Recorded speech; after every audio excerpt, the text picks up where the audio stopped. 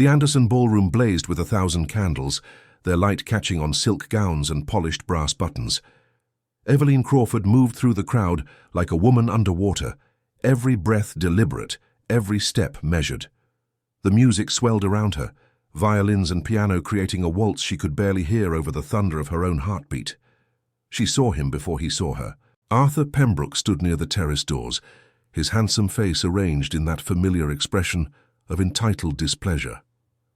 His dark eyes scanned the room with the precision of a hunter, and Eveline knew, with the cold certainty that had become her constant companion these past 3 months, that he was searching for her. She'd been a fool to come tonight, but Mrs. Anderson had been one of her mother's dearest friends, and refusing the invitation would have been another black mark against her reputation in a town that had already decided she was ungrateful, foolish, and far too particular for her own good. Arthur's gaze found her across the ballroom. His smile was slow, predatory. He started toward her, cutting through the dancers with the confidence of a man who'd never been denied anything he wanted. Several couples moved aside without thinking, their deference to the Pembroke name as automatic as breathing. Eveline's fingers tightened on her fan. She couldn't run. Not here, not in front of Charleston's finest families. Running would only confirm what Arthur had spent months telling everyone, that she was hysterical, emotional, incapable of rational thought. Her eyes darted across the room seeking escape, finding none. The matrons clustered near the refreshment table turned away when she looked at them. The young men who'd once competed for her attention suddenly found their champagne glasses fascinating. Arthur had made sure of that. With careful words dropped in the right ears, with business deals contingent on social distance, with the full weight of the Pembroke fortune and influence, he'd built a cage around her more effective than iron bars. Then she saw him. General Silas Harcourt stood alone near the massive fireplace, a glass of whiskey in one hand, his posture that of a man enduring a social obligation rather than enjoying it. He was taller than every other man in the room, his shoulders broad enough that his civilian evening dress, impeccably tailored black, couldn't quite disguise the military bearing beneath. Eveline had seen him only once before, 3 weeks ago, when he'd arrived to take command of Fort Sumter. The whole town had turned out, curious about the man Washington had sent to oversee the continued federal presence in their city. He'd ridden at the head of his troops, with the bearing of Caesar entering Rome, and Charleston's old families had watched with expressions ranging from resentment to grudging respect. Arthur had watched too, and for the first time in Eveline's memory, she'd seen something like fear flicker across his face. Now Arthur was 15 feet away and closing. His hand reached out, already certain of its right to her arm, her person, her future. Eveline made her choice. She walked straight toward the fireplace, her steps quick but controlled. General Harcourt's eyes, a shade of grey that reminded her of winter storms, tracked her approach with the alertness of a man accustomed to tactical assessment. His expression didn't change, but she felt the weight of his attention settle on her like a physical thing. She didn't ask permission, didn't explain, didn't hesitate. She simply gathered her emerald silk skirts and sat down on his lap. The ballroom didn't gasp. It inhaled as one organism and held its breath. General Harcourt went completely still. Eveline felt the solid strength of his thighs beneath her, the heat of him through the layers of silk and crinoline.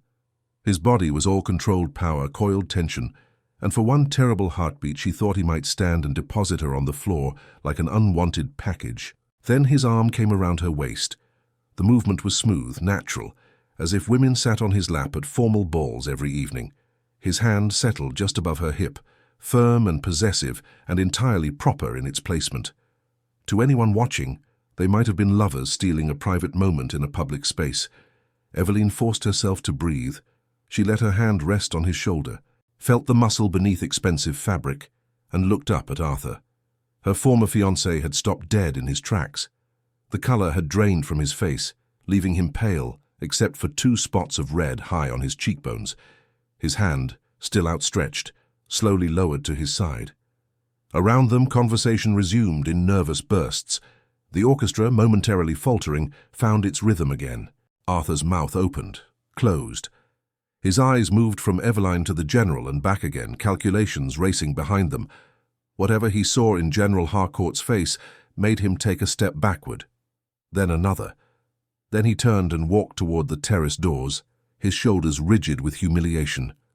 Evelyn watched him go, her heart hammering so hard she was certain the general could feel it. She started to stand, to whisper her thanks and flee before she had to explain herself, before the enormity of what she'd just done crashed over her. The arm around her waist tightened fractionally. General Harcourt leaned forward, his mouth close to her ear. His voice, when he spoke, was low enough that only she could hear, a rumble that vibrated through her chest and settled somewhere deep in her stomach. "I don't know who he is," he said, "but you are under my command now. He will never touch you again." 3 months earlier. The Pembroke drawing room smelled of roses and money. Evelyn sat in a chair upholstered in French silk, her hands folded in her lap, and watched Arthur's face transform from surprise to disbelief to cold fury. "You're ending our engagement," he said flatly. "Yes." "May I ask why?" Eveline had rehearsed this conversation 100 times in her mind, lying awake in her narrow bed at her aunt's house. She'd planned careful words, diplomatic phrases that would soften the blow and preserve what remained of their cordial acquaintance. But sitting here, watching the way his fingers drummed against the arm of his chair, a gesture she'd learned meant he was calculating how to get what he wanted. The rehearsed words died in her throat. "Because I don't love you," she said instead. "And you don't love me." Arthur's laugh was sharp. "Love? Evelyn, we're not children reading romance novels. We're suited to each other. Our families have been aligned for generations. You understand the obligations of our position. I understand that you see me as an obligation. I see you as my future wife, the mother of my children, the mistress of Pembroke House." He leaned forward, his handsome face earnest. "I can give you everything, Evelyn. Security, position, respect. What more could you possibly want?" "A choice," she said quietly. His expression hardened. "You're making a mistake. Without the Pembroke name, you're just Thomas Crawford's daughter, and everyone knows your father left you nothing but debts when he died." There it was, the casual cruelty he could deliver with a smile, the reminder that her value was measured entirely by what she could bring to a marriage. Her beauty, yes. Her impeccable manners, certainly. Her mother's old family connections, absolutely. But herself, Evelyn Crawford, the woman who loved poetry and hated hunting parties, who could debate politics but despised gossip, who wanted more than a life spent managing servants and hosting dinners. That woman was irrelevant. "I'm aware of my circumstances," Evelyn said. "I'm still ending our engagement." She stood, drawing on every lesson in deportment her mother had drilled into her. Arthur stood as well, his movements tight with anger. "You'll regret this," he said. It wasn't a threat. It was a promise. The first week, Evelyn thought Arthur might accept her decision with grace. He was silent, absent from the usual social gatherings.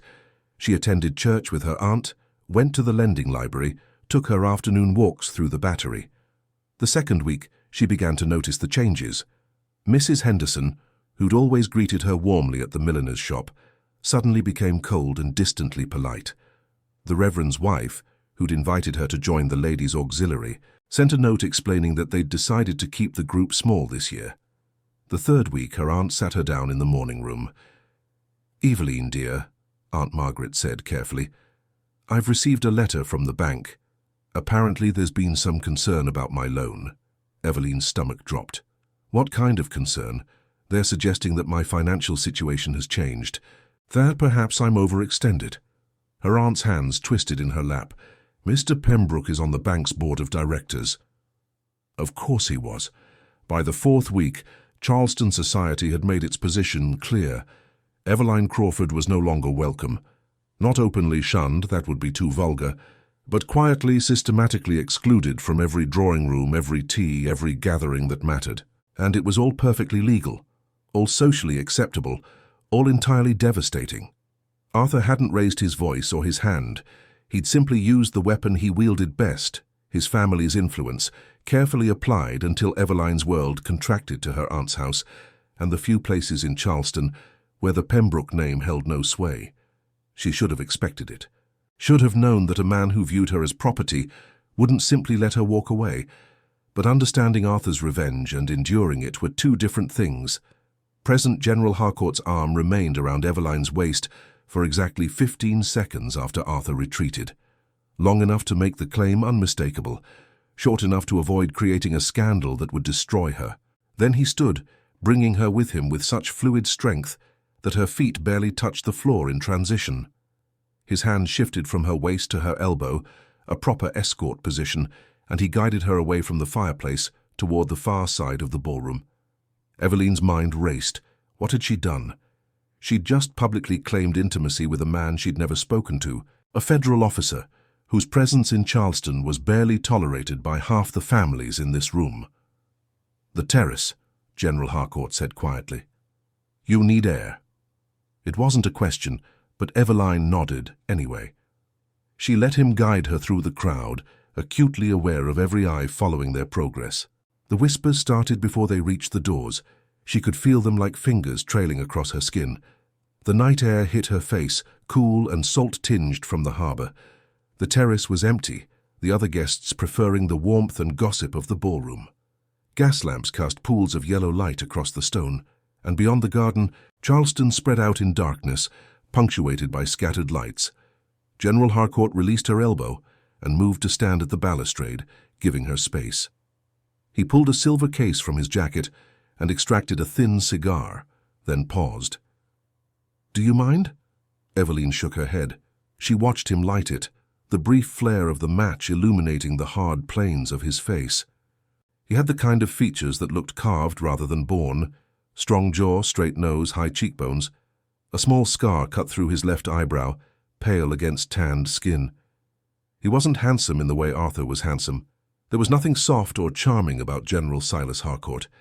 He looked exactly like what he was, a man who'd seen combat and survived it, who commanded other men and expected absolute obedience.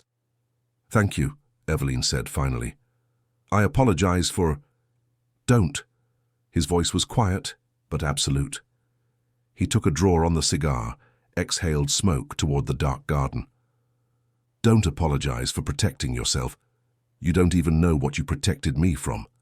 "Don't I?" He turned to face her, those storm-gray eyes sharp. "The man who watched you walk across that ballroom like a predator tracking prey, who has enough social standing that people scattered when he moved, but not enough courage to approach once you'd claimed my protection." His mouth curved slightly, not quite a smile. "I'm a military man, Miss Crawford, Eveline Crawford. Miss Crawford, I'm trained to assess tactical situations quickly, and that situation was clear enough." Eveline's hands clenched in her skirts. "He's Arthur Pembroke. His family owns half the banks in Charleston and most of the cotton warehouses. He's—" She stopped, suddenly aware that she was about to explain Southern social hierarchies to a federal general. "He's influential. So I gathered. We were engaged. I ended it 3 months ago. He hasn't accepted my decision." General Harcourt's expression didn't change, but something shifted in his eyes, something cold and dangerous. "Has he hurt you?" "Not physically, but he's made it clear that if he can't have me, I won't have anything else either. He's used his family's position to isolate me. My aunt nearly lost her house because of her association with me. No one in Charleston will employ me or help me. I'm effectively imprisoned by social pressure." She hadn't meant to say so much, hadn't meant to burden this stranger with the ugly details of her situation, but something about the way he listened, completely still, utterly focused, made the words spill out. "And tonight?" he asked. "Tonight I thought perhaps if I attended one event, showed that I wasn't cowering, people might begin to forget. But he was here and he was going to corner me in the garden." She met his eyes. "I saw you. I knew he was afraid of you, so I made a choice. A bold one. A desperate one." General Harcourt studied her for a long moment. Then he moved closer, not crowding, but near enough that she could smell smoke and leather and something clean and masculine. "Miss Crawford," he said, "I told you in there that you were under my command. I don't make statements I don't intend to honor. If Arthur Pembroke bothers you again, you will tell me. Is that understood?" It should have been offensive, this stranger issuing her orders. But Eveline heard what lay beneath the words, not arrogance but a promise. the same tone she imagined that he used when assuring his soldiers that he would not abandon them under fire. "Why would you help me?" she asked. "You don't know me." His jaw tightened. For a moment she thought he wouldn't answer. Then, "I've spent 15 years in the army, Miss Crawford. I've seen men use power to abuse those weaker than themselves. I've seen soldiers terrorize civilians, officers exploit their authority, and wealthy men buy immunity from consequence." His eyes held hers. "I don't tolerate bullies. Not in my command, not in my presence, and apparently not in Charleston ballrooms." Something warm unfurled in Eveline's chest. Not attraction, she barely knew this man, but relief, the sudden dizzying relief of not being alone. "The ballroom is talking about us," she said quietly. "By tomorrow, all of Charleston will believe we're—" "Let them believe it," Eveline's breath caught. "General Harcourt, Silas, if we're going to scandalize Charleston society, you might as well use my given name." Silas. The name felt strange on her tongue. "You don't understand what you're offering. Association with me will make your position here more difficult. The old families already resent federal authority. If they think you've taken up with a woman who publicly rejected one of their own—" "I don't give a damn what the old families think," Silas said flatly. "I'm here to command Fort Sumter, not win popularity contests with former Confederates nursing wounded pride." He said it so matter-of-factly that Eveline almost laughed. In a city where every word was weighed for political implication, where old resentments simmered beneath polite conversation, his blunt honesty was almost shocking. "You're not what I expected," she admitted. "What did you expect?" "Someone more political, more careful." "I leave careful to the diplomats." He took another draw on his cigar. "I prefer clear positions and direct action." "That must make Southern society uncomfortable." "Good." This time Eveline did laugh, a short breath of genuine amusement. Silas's mouth curved again, that almost smile that softened the hard edges of his face just slightly. "We should go back inside," he said. "Before your reputation suffers more than it already has. I think my reputation is beyond saving. Then we'll build you a new one." He offered his arm. "Stay close to me for the rest of the evening. Let Charleston see that you have protection they can't easily dismiss." Eveline hesitated only a moment before placing her hand on his arm. The muscle beneath was solid, steady.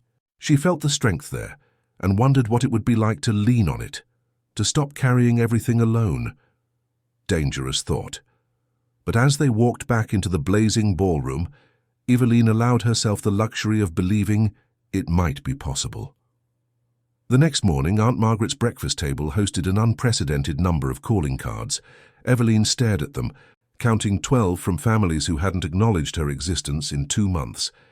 Mrs. Henderson, the Reverend's wife, even Catherine Whitmore, who'd crossed the street to avoid speaking to her just last week. "It appears," Aunt Margaret said carefully, "that General Harcourt's attention has altered certain perceptions." Eveline picked up Catherine's card, noting the carefully phrased invitation to tea. "They think he's courting me. Aren't they correct?" "We spoke for 15 minutes on a terrace." Her aunt's eyes were shrewd. "You sat on his lap in a ballroom full of Charleston's finest families. You disappeared to the terrace in his company. You returned with his hand on your arm and spent the remainder of the evening in conversation with him." She poured tea with steady hands. "Whether he's courting you or not is irrelevant. Society believes he is, and that belief has given you protection. False protection based on a lie. Based on an appearance of alliance with the most powerful man in Charleston." Aunt Margaret met her eyes. "Don't dismiss it so quickly, my dear. Arthur has power, yes, but the general has authority that supersedes local influence, federal authority." Eveline's stomach twisted. She'd used Silas last night, used his position and his instinctive protection to escape Arthur's trap. And now Charleston society was scrambling to repair bridges they'd burned, not because they cared about her, but because they feared offending a federal general. It should have felt like victory. Instead, it felt like standing on ground that might give way at any moment. "I need to speak with him," Eveline said. "I need to explain that he's under no obligation." "I suspect," her aunt interrupted gently, that General Harcourt is well aware of his obligations, and well able to refuse them if he chooses. The statement hung in the morning air, accompanied by birdsong from the garden and the distant sounds of Charleston waking. Eveline thought about storm-grey eyes and a quiet promise delivered in a voice that expected obedience. "You are under my command now." She wondered if Silas Harcourt had any idea what he'd claimed when he wrapped his arm around her waist. She wondered if she did. The note arrived at 2 o'clock, delivered by a young soldier in federal blue who stood at attention on Aunt Margaret's doorstep until the housekeeper accepted the sealed envelope. Eveline recognized the handwriting immediately, bold, precise, masculine. "Miss Crawford, I would be pleased if you would join me for a drive along the Battery this afternoon at 4 o'clock. I'll call for you then. Eunice Harcourt." Not a request. An expectation presented as an invitation. Eveline should have been offended by the presumption. Instead, she found herself smiling as she went upstairs to change into her dove-grey walking dress. Silas arrived exactly at 4, driving a small carriage himself rather than bringing a military escort. He wore civilian clothes again, dark trousers, white shirt, black jacket, but they did nothing to disguise what he was. He moved like a soldier, even in his stillness. He helped her into the carriage with the same firm competence he'd shown on the terrace, his hand steady on her elbow.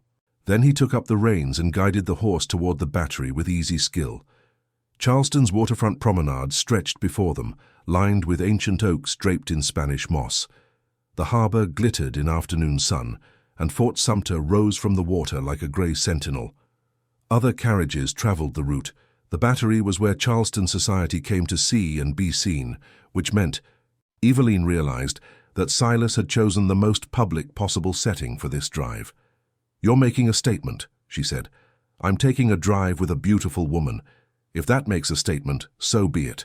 Heat climbed Eveline's cheeks. "You don't have to do this. Last night was it. I used you. I shouldn't have, and I'm sorry, but you don't owe me. Stop." Silas's voice was quiet but absolute. He didn't look at her, keeping his eyes on the road and the horse. "You didn't use me. You made a tactical decision under pressure. I would have done the same. You're a general.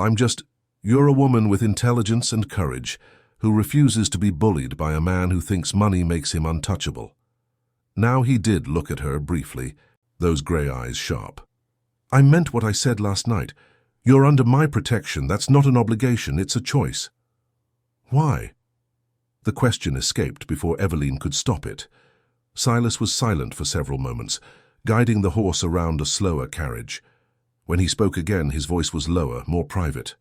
"My mother," he said, "was widowed when I was 8 years old. My father died in the Mexican War, and she was left with 3 children and no money. Her family had disowned her for marrying a common soldier, and my father's family had nothing to give." He paused. "She tried to find work, tried to maintain our home, and every man she approached for help believed her desperation made her available for their use." Eveline's breath caught. "She wasn't," Silas continued flatly.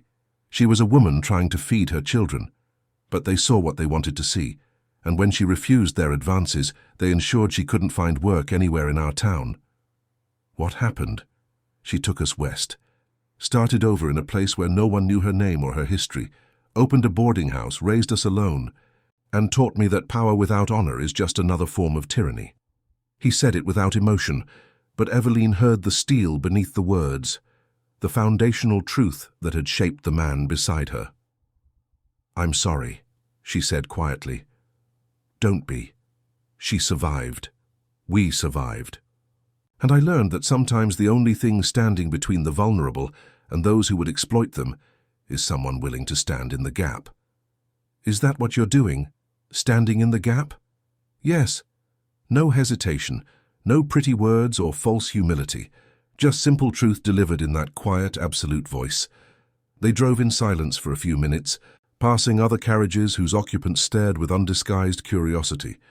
Eveline saw Mrs. Henderson in a barouche with her daughters, saw Catherine Whitmore walking with her husband, saw the carefully neutral expressions that meant tongues would wag before nightfall.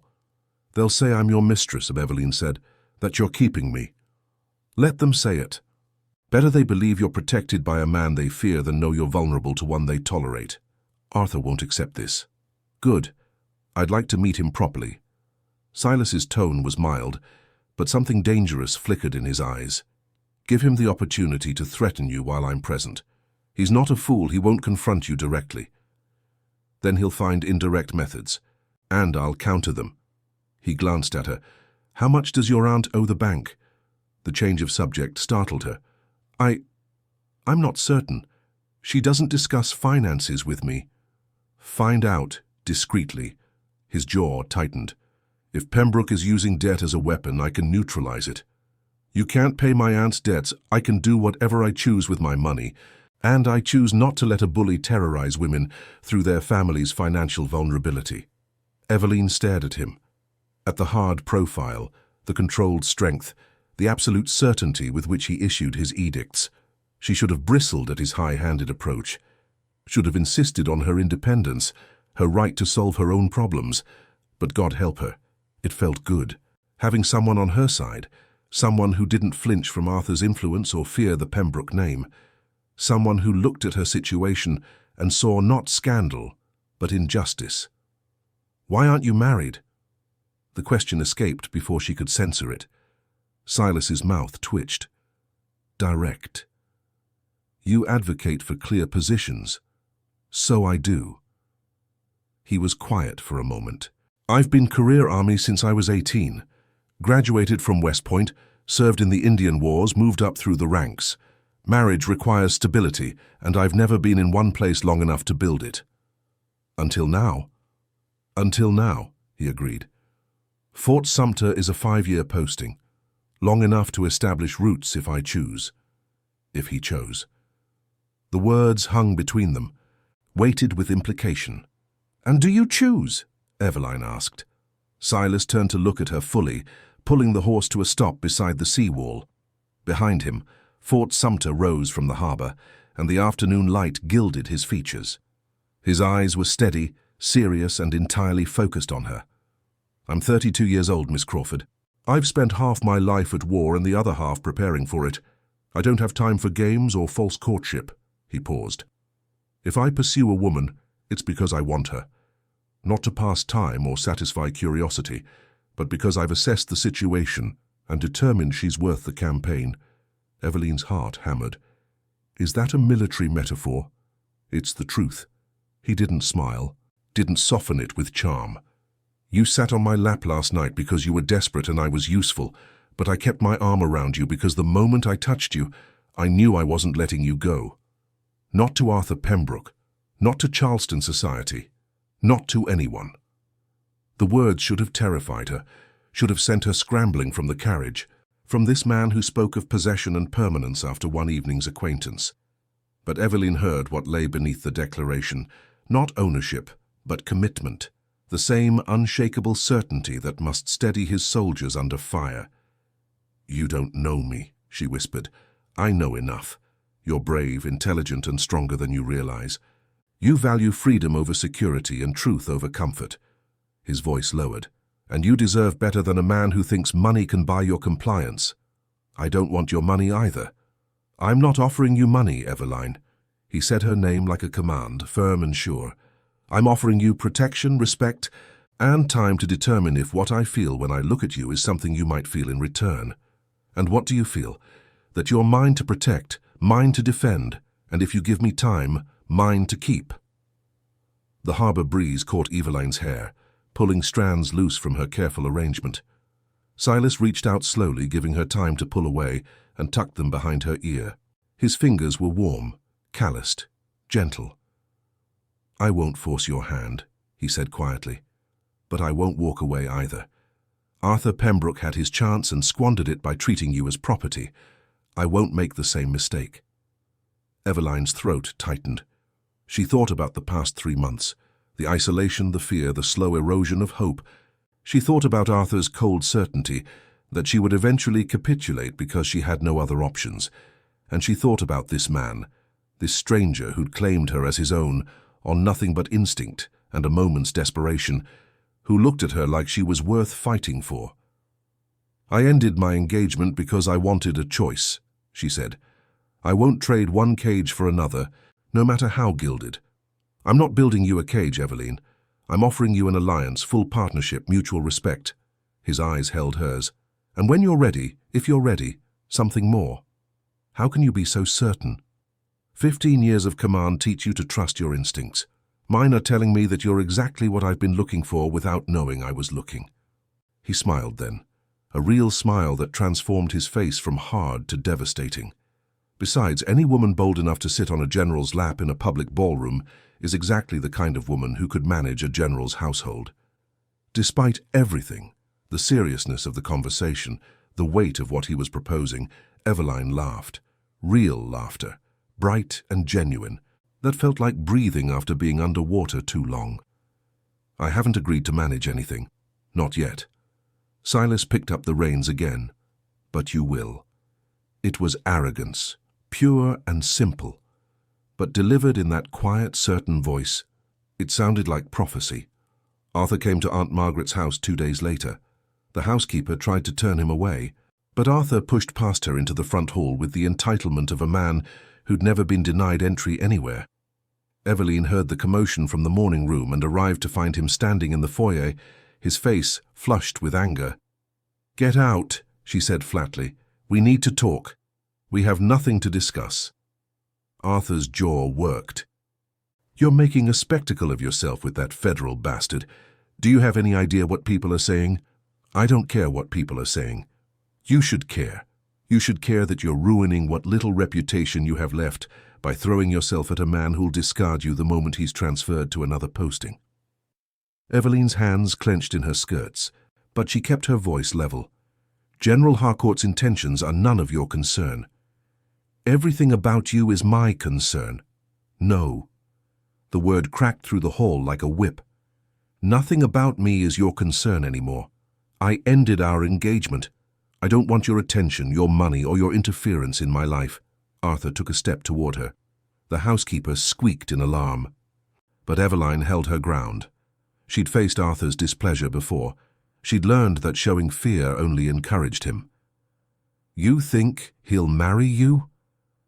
Arthur's voice dripped contempt. "You think a federal general will tie himself to damaged goods? He's using you, Eveline, taking what he wants while it's convenient. And when he's done, you'll have nothing. No reputation, no prospects, no options. Better to have nothing honestly than everything built on coercion. You stupid, stubborn—" Arthur's hand shot out, grabbing her wrist. The front door opened. Silas stood in the doorway, still in his uniform from morning drills. His expression was utterly calm, but the temperature in the room seemed to drop 10 degrees. "Remove your hand," he said quietly. Arthur's grip tightened reflexively. Eveline felt the bones of her wrist grind together and bit back a gasp. Silas crossed the foyer in 3 strides. His hand closed around Arthur's wrist, not violently, but with inexorable pressure. Arthur made a choked sound and released Eveline's arm. Silas didn't let go. He applied steady, increasing pressure until Arthur's knees buckled slightly. "I'm going to say this once," Silas said, his voice conversational, almost pleasant. "If you touch her again, if you threaten her again, if you so much as look at her the wrong way, I will destroy you. Not with violence. I don't need violence. I'll simply ensure that every business deal you attempt to make goes through federal oversight. Every contract you sign gets reviewed for loyalty to the Union.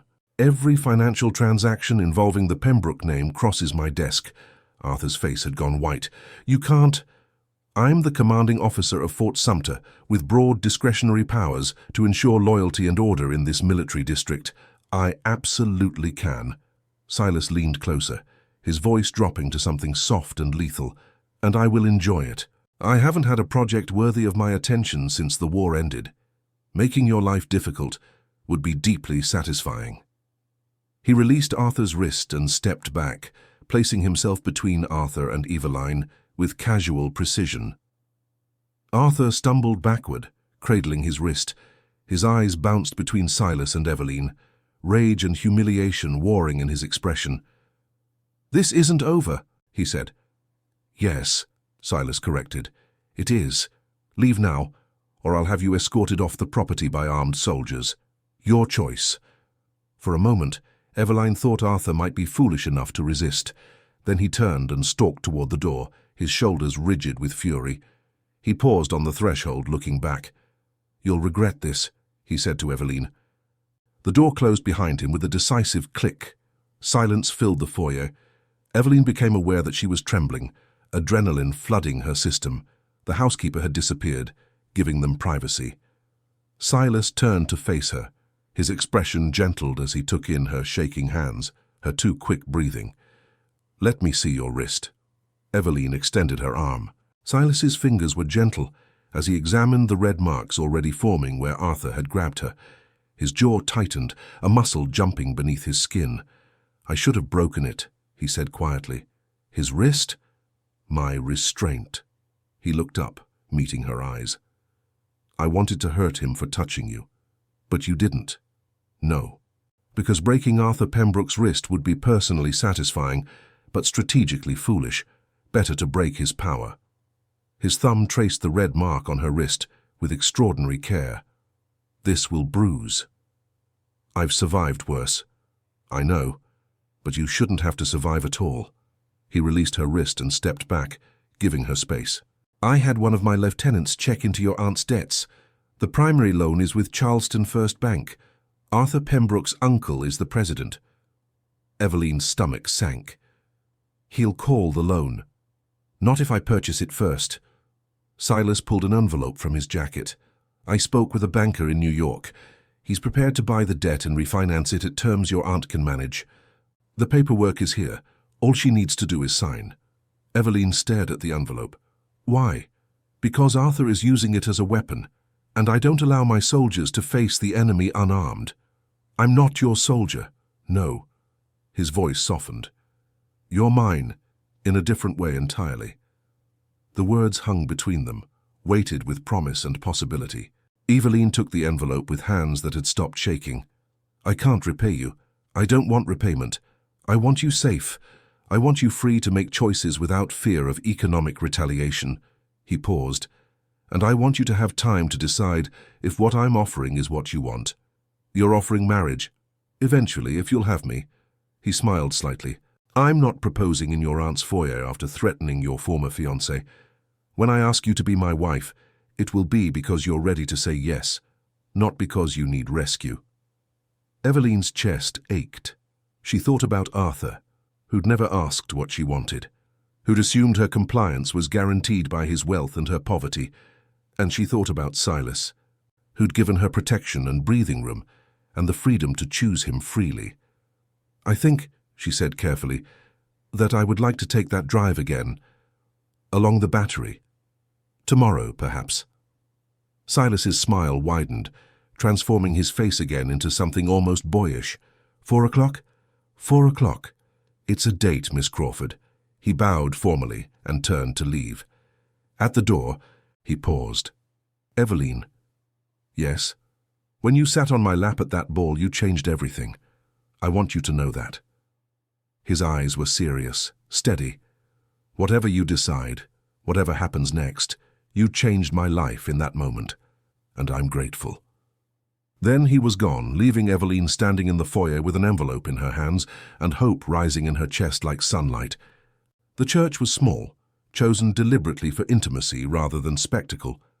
Eveline stood at the altar in a cream silk dress that had belonged to her mother, her hand steady in Silas's as the minister read the words that would bind them together. She'd said yes 3 months ago, after an evening drive that ended with Silas pulling the carriage to a stop and asking with perfect seriousness if she would do him the honor of becoming his wife. Not because she needed him, but because she wanted him. Not because he could protect her from Arthur, though he had thoroughly, until Arthur had finally accepted defeat and left Charleston for business interests in Atlanta, but because somewhere between that desperate moment in the ballroom and this quiet morning, Eveline had fallen in love with the man who'd claimed her as his own, and then given her the freedom to claim him in return. Silas spoke his vows in that quiet, certain voice she'd come to love, promised to honor, protect, and cherish her, promised partnership and respect, and a future built on mutual choice. When it was her turn, Eveline looked into storm-grey eyes and spoke the truth of her heart. "I will." The kiss was brief, appropriate for church, But Silas's hand on her waist was possessive in the best way. Mine, his touch said, chosen and cherished, and mine. Afterward, at the small reception in Aunt Margaret's garden, Eveline stood beside her husband, and watched Charleston society navigate this new reality. Some had come around, won over by Silas's unshakable authority and Eveline's refusal to apologize for her choices. Others stayed away, nursing old resentments. Eveline found she didn't care. Silas pulled her close, his arm around her waist in that now familiar gesture of protection and possession. "Happy?" he asked. "Entirely." "Good." He pressed a kiss to her temple. "Because you're stuck with me now. 5-year posting, remember?" "Only 5 years. After that, I'm considering retirement. Thought I might buy land somewhere, raise horses, enjoy my wife without army business interrupting." Eveline laughed, bright and free. "That sounds perfect." And it did. A future stretching ahead of them, built on choice and respect, and the kind of love that started with a desperate gamble in a ballroom and grew into something unshakable. Silas had been right, that first afternoon along the Battery. She was his, not as property, but as partner, as equal, as the woman he'd chosen to stand beside through whatever came next, and she had chosen him right back.